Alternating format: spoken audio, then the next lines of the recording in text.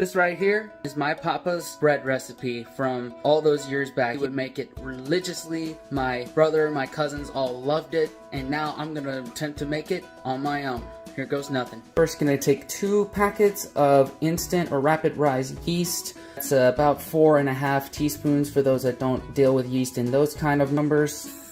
Half a cup of water that's been warmed to about body temperature, 105 Fahrenheit, 110 Fahrenheit. Let that sit for 5 minutes, let it get nice and woken up. Note about the water, I take mine from a charcoal Brita filter here. I drink it anyway because the water at my Nana's house has a lot of sediments in it, a lot of minerals that don't do well with my urinary tract. In fact, my mom has gotten kidney stones from it, and I'm not trying to do that.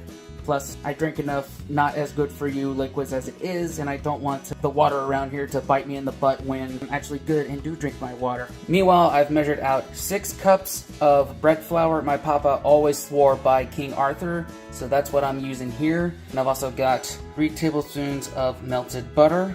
To that, I'm gonna add 2 tablespoons of sugar and 1 tablespoon of kosher salt, and 1 3/4 cup of milk. I'm using 2% here. Don't go anything less fat than 2% with this one. We want a good amount of flavor in here.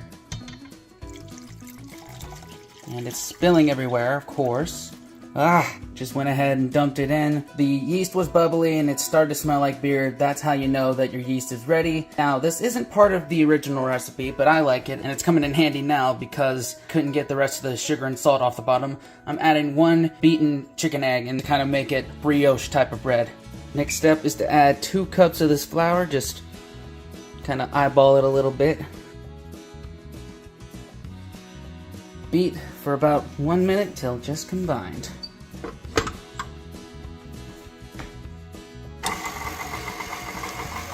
I love these stand mixers. You see these in a bunch of American kitchens. They're just kind of like a staple of a bygone generation. Next step in the recipe is add another cup and beat for 150 strokes. Alright, I'd say that's about 150 strokes. Looks like a lot of the product of 150 strokes, but anyway, take the paddle off. There we go. And now replace it with your hook, matey. Bread hook. And now add just enough flour to make it into a dough. I'm gonna start with 1 cup and then we'll go from there. Just don't stir right now. It's gonna take a little bit for that hook to pull in that flour, but this is what we want right now. Oh, it's been a couple minutes now. We're definitely gonna need to add a little more flour, but that's okay. Side note, always start it on a low speed because as you can see, flour is definitely going everywhere right now. And if you started it any faster than, say, stir, you'd have a white Christmas in your kitchen for darn sure. It's starting to come off just a little bit. We just need just a little more flour in there. Look at that. That's what you want to see. It's pulled away from the sides of the bowl. It's sticky, but you know, still comes off. Still want to grease your hands a little bit, but it is time to knead it. Even though Papa said to knead it on the counter for 10 minutes, I'm gonna go at medium speed for 10 minutes. Quite violent. I'm gonna have to come back to y'all. Look at that. Look at how much that stand mixer has moved. That's why you want to be sure nothing is in the way. Centripetal force. It's a cruel mistress. Look at that. It's a haunted KitchenAid. It's a haunted mixer. It has a mind of its own.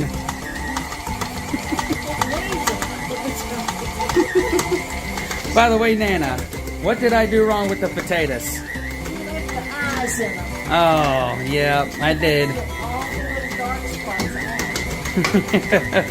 I've made some improvements by not putting so much salt in them. So the fact that I still left the eyes in them, I think that's a win in the grand scheme of things. It's making work for you, but hey, whatever, that's your problem. You're on the potato salad this year.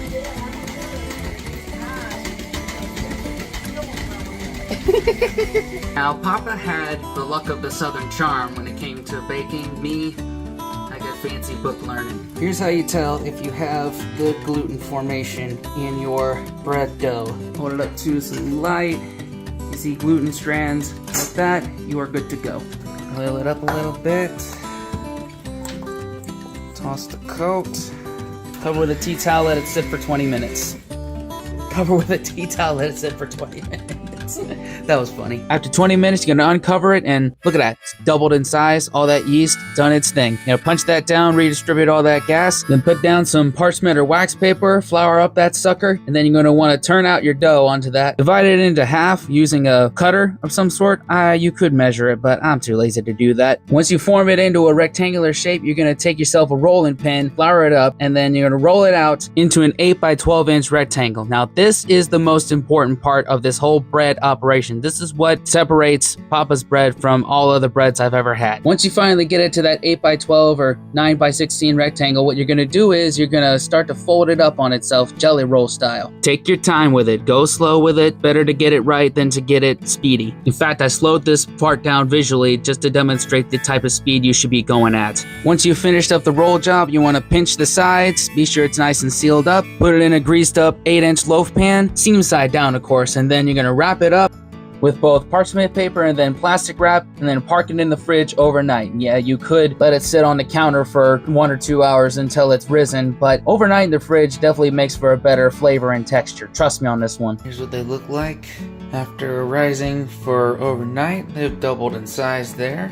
Now you let them sit on the counter for 10 minutes while you heat your oven to 325 degrees. In the oven, set your timer for 20 minutes. That's just when I start checking it. Usually it takes 30 to 40 minutes depending on your oven. Look at that. That's the final product. Gonna let it cool a little bit before we slice it.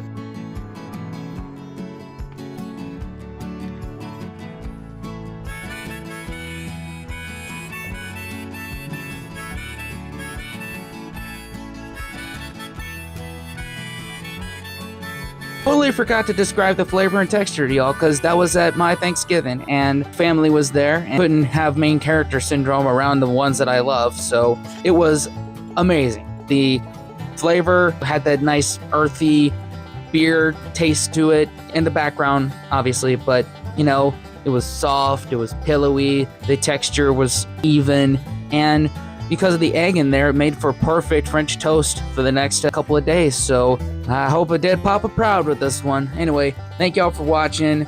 Let me know what other recipes you'd like me to try. I'm loving this whole cooking journey here. This is a lot of fun. If you're on wherever you are, follow, share, subscribe, you know, all those things, and see you next time.